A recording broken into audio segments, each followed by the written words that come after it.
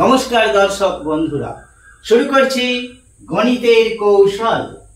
আজকের বিষয় দশমিক ভগ্নাংশ।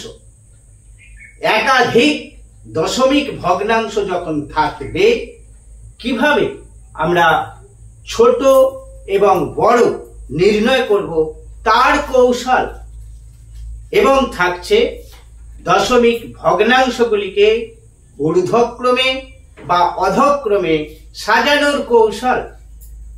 ক্লাস 5 এবং ক্লাস 6-এ গণিত প্রশ্নের একটি সাধারণ প্রশ্ন থাকেই। আর আপনার বাড়িতে যদি পঞ্চম শ্রেণী অথবা ষষ্ঠ শ্রেণীর কোনো পড়ুয়া থাকে, দশমিক ভগ্নাংশের এই কৌশলটি দেখাতে পারেন, খুব কাজে লাগবে।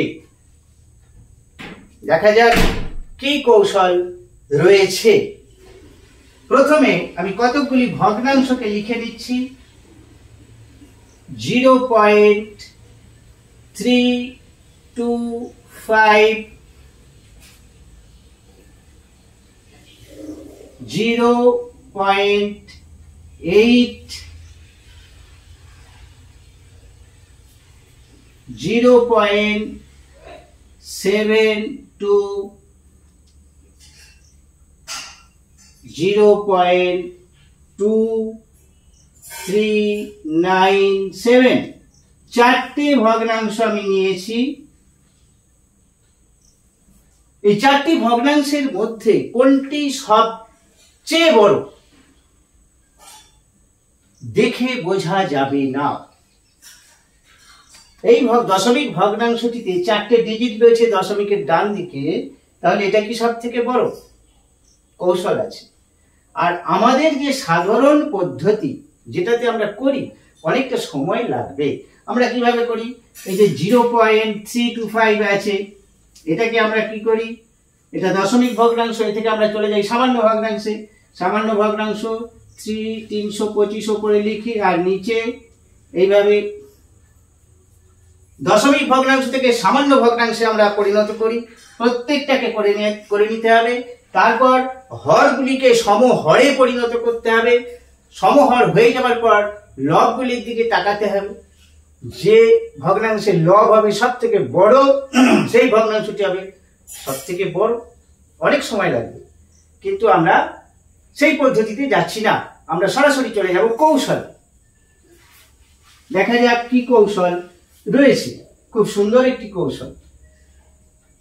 যারা জানেন তাদের দেখার দরকার নেই, আর যারা জানেন না দেখতে পারেন।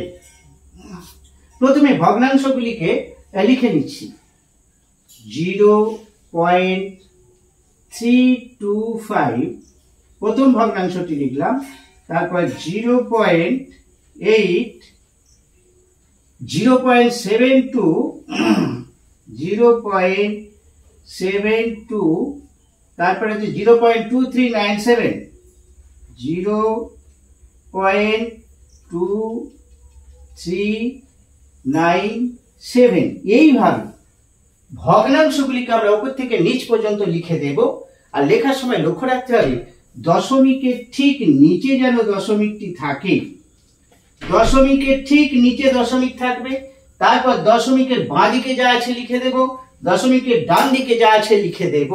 তাহলে ভুলের সম্ভাবনাটা খুবই কম, আর আমাদের বুঝতেও সুবিধা হবে ছোট বড়। দশমিকের সোজা দশমিক, এই ঘরগুলো দেখছি ফাঁকা রয়েছে। এটা 3 ডিজিট, এটা 1 ডিজিট, এটা 2 ডিজিট, এটা 4 ডিজিট। এই ঘরগুলোকে ম্যাক্সিমাম রয়েছে 4টে ডিজিট, তাহলে আমরা শূন্য দিয়েও ভরে দিতে পারি, অসুবিধে নেই। শূন্য দিতে পারি, আবার শূন্য নাও দিতে পারি। শূন্য দিলে দেখতে ভালো লাগছে, এছাড়া কিছু নয়। এইবার এখান থেকে আমরা দেখব দশমিকের বাঁ দিকে ফার্স্ট লাইনটা দেখব, সবারই শূন্য আছে, কিছু তফাৎ করতে পারছি না, সবারই শূন্য। চলে যাব দশমিকের ডান দিকে ফার্স্ট রোয়েতে, প্রথম লাইনটায় চলে যাব।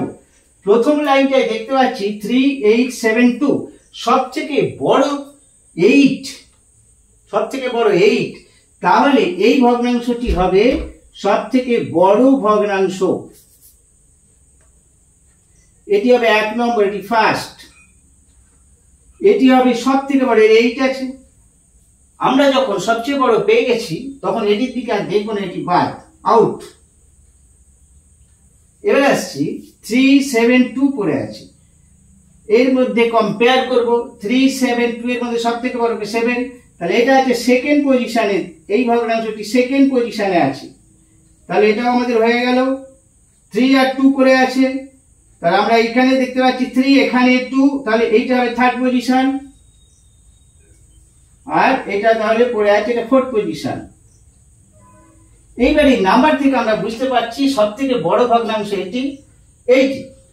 দশমিকের পর একটি ডিজিট ছিল, 0.8 ছিল, এটি হলো সব থেকে বড়, এটি ফার্স্ট, সব থেকে বড় ভগ্নাংশ।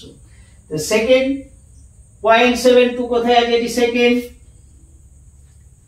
তারপর 3 নাম্বার দেওয়া আছে 0.325, এটা 3 নম্বর, আর ওটি 4 নম্বর। এইবার আমাদের যাই বলুক, সব থেকে বড় জিজ্ঞাসা যদি করে প্রশ্নের মধ্যে থাকে সবচেয়ে বড় কোনটি, তাহলে সবচেয়ে বড় হবে এটা 0.8, সব থেকে বড়। সব থেকে ছোট কোনটি, 0.2397.2397, এটি সব থেকে ছোট। আর যদি বলা হয় ছোট থেকে বড় সাজাতে, তাহলে সবচেয়ে ছোট যেটা আগে লেখা হবে, তারপর 3 নম্বর, তারপর 2 নম্বর, তারপর 1 নম্বর। ছোট থেকে বড়, আর বড় থেকে ছোট যদি সাজাতে বলে তাহলে 1, তারপর 2, তারপর 3, তারপর 4। 1টা আগে হবে, তারপর 2, তারপর 3, তারপর 4। এই ঊর্ধ্বক্রম আর অধক্রম এই শব্দ দুটি প্রায় গন্ডগোল হয়ে যায় ছাত্র ছাত্রীদের। ব্যাপারটা একটু বলছি। ঊর্ধ্বক্রম মনে রাখার সুবিধার্থে বলছি, ঊর্ধ্বক্রম আমরা যদি শেষ থেকে কথাটা বলি ক্রমে ঊর্ধ্ব, তাহলে আর ভুল হবে না। ঊর্ধ্বক্রম ক্রমে ঊর্ধ্ব, ক্রমশ ঊর্ধ্ব, অর্থাৎ ছোট থেকে বড়, ক্রমশ ঊর্ধ্ব। আমরা সিঁড়ি দিয়ে উঠছি, তাহলে নিচে থেকে উপর দিকে উঠছি। ক্রমশ ঊর্ধ্ব, ছোট থেকে বড় সংখ্যা। আর অধক্রম, মানে নিচে, অধক্রম ক্রমে নিম্নগামী, অর্থাৎ বড় থেকে ছোট। আমরা যখন সিঁড়ির ওপর দিকে উঠছি তখন ওপর দিকে উঠছি ঊর্ধ্বক্রম, আর উপর থেকে যখন নিচে নামছি অধক্রম, বড় থেকে ছোট সাজাবো। এইভাবে মনে রাখতে হবে, ভুল তো করা যাবে না। আচ্ছা, এইবার আসছি, এইখানে যদি ডিজিট ফার্স্ট লাইনে যখন আমরা যাচাই করছি, পজিশন যাচাই করছি, সেম ডিজিট যদি চলে আসে, এটা 3 আছে, তখন কি করবো আমরা? এটা যদি 8 থাকে তখন আমরা কি করবো? ফার্স্ট লাইনে যদি দুটোই 8 আছে, বুঝতে পারছি না, তখন চলে যাব পরের ডিজিটটিতে, পরের অঙ্কটি 2 আছে 0, তাই এটা বড় হবে। যদি সেম ডিজিট হয়ে যায়, পরের লাইনেও যদি সেম ডিজিট হয়ে যায়, তখন তারপরের লাইনে চলে যাব। আচ্ছা, এটা ছিল 3 to 5, এটা 3 ছিল।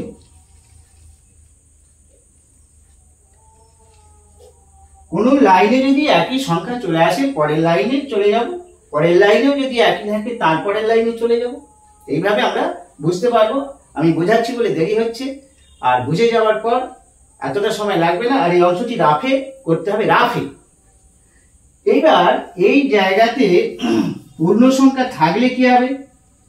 পূর্ণ সংখ্যা এখানে এটা হচ্ছে 4 নম্বর পজিশন, ধরে নিলাম এখানে একটা 1 ছিল, পূর্ণ সংখ্যা ছিল, থাকতে পারে। যদি পূর্ণ সংখ্যা এই জায়গায় থাকে, তাহলে আমরা যখন কম্পেয়ার করছি সবার 0 এর 1, তখন এটাই কিন্তু সবচেয়ে বড় হয়ে যাবে। এ ছিল একটু আগে ছোট ছিল সবচেয়ে, এ এখন কিন্তু সবচেয়ে বড় হয়ে যাবে এর পূর্ণ সংখ্যা যদি থাকে। আবার যদি পূর্ণ সংখ্যা এখানে 2 থাকে, তখন কিন্তু এটা সব থেকে বড় হয়ে যাবে, তারপরে কি হবে?